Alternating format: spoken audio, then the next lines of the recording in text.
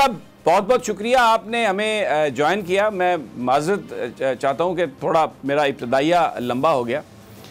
एक तासुर कायम करने की कोशिश की जा रही है कि तब्दीली नहीं आई, और जिस तरीके से आज़म स्वाति साहब को यहाँ से मूव किया गया, बहुत सारे लोग ये सवाल करते हैं कि सिविलियन हुकूमत के ये बस की बात नहीं, और शायद अभी भी जो 29 से पहले की जो रिजीम थी उसके अभी लोग सारे के सारे वहीं इन प्लेस हैं और ये सब कुछ वो कर रहे हैं।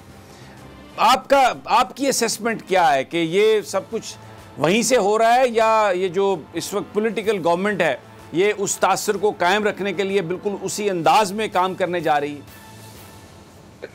देखिए, मैं पहले दिन से कम मुझे इसमें कभी कोई शक नहीं था कि जो पीडीएम की गवर्नमेंट है इसकी दो कोशिशें बहुत बड़ी हैं। नंबर एक कि पीटीआई को और एस्टेब्लिशमेंट को बाकायदा एक दूसरे के सामने खड़ा कर दिया जाए, और दूसरा ये कि हर जो कुछ भी इनकी गलती है, ये जो कुछ भी ब्लंडर करते हैं, जो कुछ भी ये करते हैं, ये डायरेक्टली इनडायरेक्टली इसका सारा मलबा एस्टेब्लिशमेंट पे, फौज पे आप पड़े। वो कोई भी आप बड़ा केस देख लीजिए, जो भी मसाइल बने हैं पाकिस्तान के, आप मसला बनता बाद में है, पहले आप देखते हैं सोशल मीडिया पे दाएं बाएं कुछ यूट्यूबर्स वगैरह शुरू हो जाते हैं और सारा मलबा एक तरफ डालना शुरू कर देते हैं कि पीडीएम की गवर्नमेंट तो बिल्कुल इस सिलसिले में मासूम है, उसको कुछ पता नहीं है, कुछ किया नहीं उन लोगों ने। दरअसल आप जिन जमातों को ये इकट्ठी हुई ना, 13 जमातें, इनको अगर आप थोड़ा सा पीछे जाएं तो ये 80-90 की दहाई से बाहर नहीं आ सके अभी तक। ये अभी तक नहीं समझ सके कि दुनिया बहुत आगे जा चुकी है, पॉलिटिक्स को इवॉल्व करना है। ये खानदानी लिमिटेड कंपनीज हैं और उसी तरह चल रही हैं ये, चाहे वो आप किसी भी जमात को देख लीजिए, उसमें ये हाल है उसका। और खानदानी लिमिटेड कंपनीज में अपना होल्ड बरकरार रखने के लिए यही वो ट्रिक्स थी जो पहले चल रही थी, ये वो ट्रिक्स हैं जो आज चल रही हैं ये। तो इसमें आम आदमी को समझाने की जरूरत है कि आप देखिए, कोई भी वक्त हो, एस्टेब्लिशमेंट आपके पाकिस्तान की है, फौज आपकी है, वो उस हद तक कभी नहीं जाएगी जिससे अवाम उससे मुश्तल हो जाए, क्योंकि फौज की बड़ी स्ट्रेंथ उनके हथियार नहीं है। हथियार तो इस्तेमाल बाद में होते हैं, फौज का जज्बा, फौज की जो हिम्मत है, इस्तकामत है, जो आगे जाते हैं, वो उनको मिलती है अपनी कौम के साथ जुड़ के। कौम जितनी मजबूती के साथ अपनी फौज के साथ जुड़ी होगी, उतनी ही फौज तकड़ी होकर लड़ेगी। दरअसल लड़ाई तो हमेशा कौमें लड़ती हैं, फौज तो हथियार है कौम के हाथ में।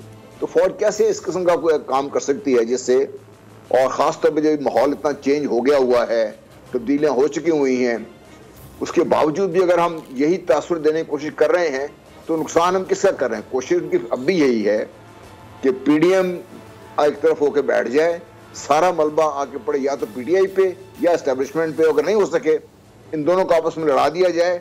अच्छा, क्योंकि पीडीएम के पास, जनरल साहब, पीडीएम के पास, सॉरी, आपने बड़ी मैं सॉरी आपकी बात काट रहा हूँ, आपने बिल्कुल बड़ी खूबसूरत बात कही कि अवाम की ताकत ही से फौज लड़ती है। लेकिन सर, सवाल ये है कि अगर ये पीडीएम वाले जो हैं ये अपने आप को बड़ा मासूम साबित करने की कोशिश कर रहे हैं, तो दूसरी जानिब से भी तो फिर बड़ी एक मासूमियत का इजहार किया जा रहा है कि ये सारा मलबा उन पर पड़ रहा है और वो अपने ऊपर पड़ने दे रहे हैं मलबा, कोई बयान नहीं दे रहा। अगर कोई प्रेस कॉन्फ्रेंस होती है तो वो DGISPR और DGISI आके तो करते हैं उसी बयानिए की बात, जो बयानिया नवाज शरीफ साहब की हुकूमत दे रही है, पीडीएम दे रही है। और अभी आप ज़रा पैटर्न तो देखें, ये इतनी 16-17 FIRs दर्ज करके IG के जहाज़ में आज़म स्वाति को ले जाना और आना, और ये इसकी कोई एक्सप्लेनेशन, और फिर अपने आप को इससे डिस्टेंस क्यों नहीं करते? एस्टेब्लिशमेंट क्यों नहीं डिस्टेंस करती है अपने आप को इससे?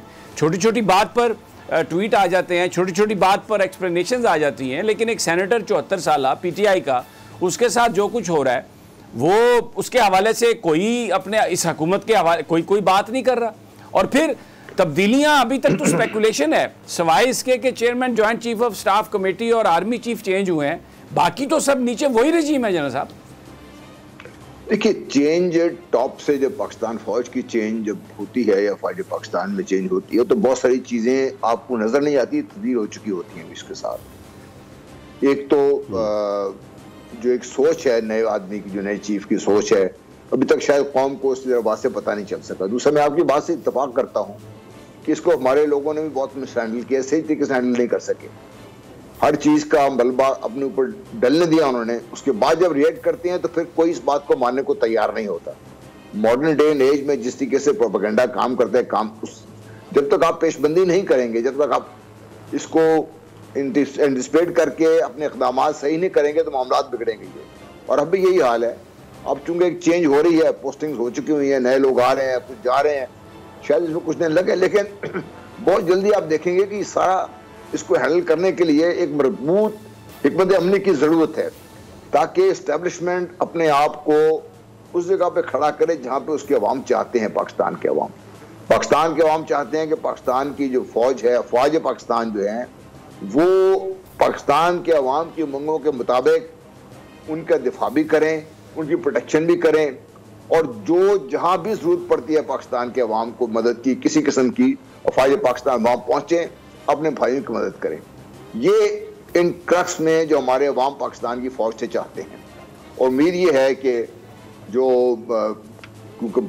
कुछ काफ़ी अर्से चीज़ें तब्दील हुई हैं, मुझे उम्मीद ये है कि बहुत जल्द आप इसका अमली मुजाहरा भी देखेंगे। शायद आप फौज अपनी बात नहीं करेगी, फौज अपने अमाल से, अपने काम से ये साबित करेगी कि वाकई जो एक फैसला किया है फौज ने गुज़श्ता 1.5-2 सालों से, वो अपने आप को आहिस्ता आहिस्ता उस जगह पे लाके खड़ी कर रही है जहां पे पाकिस्तान के अवाम चाहते हैं।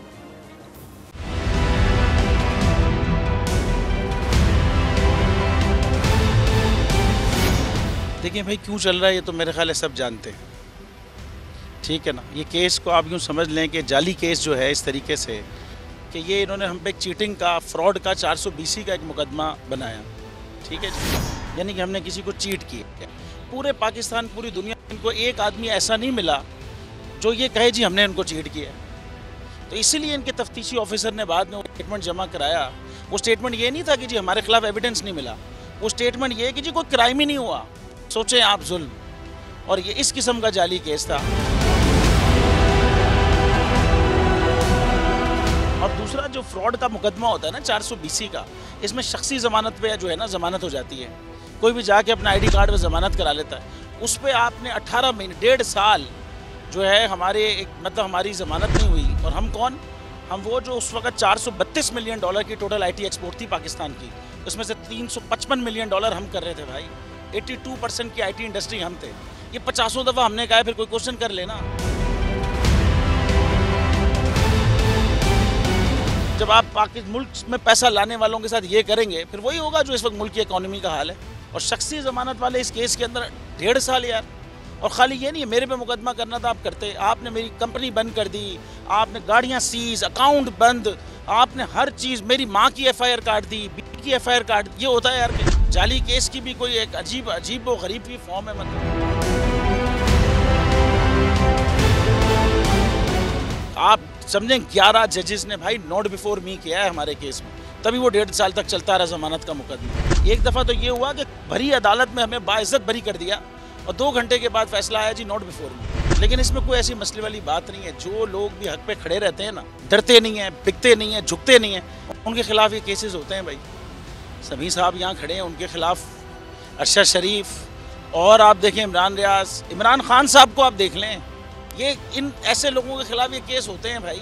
अगर आप हक पे खड़े रहेंगे और डरेंगे नहीं, झुकेंगे नहीं, ये जाली केस होंगे, कोई फ़र्क नहीं पड़ता। जाने दे दी, उसने जान दे दी अपनी।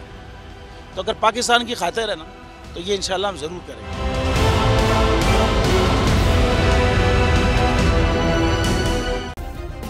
सब्सक्राइब करें और बेल दबाएं ताकि कोई खबर रह न जाए।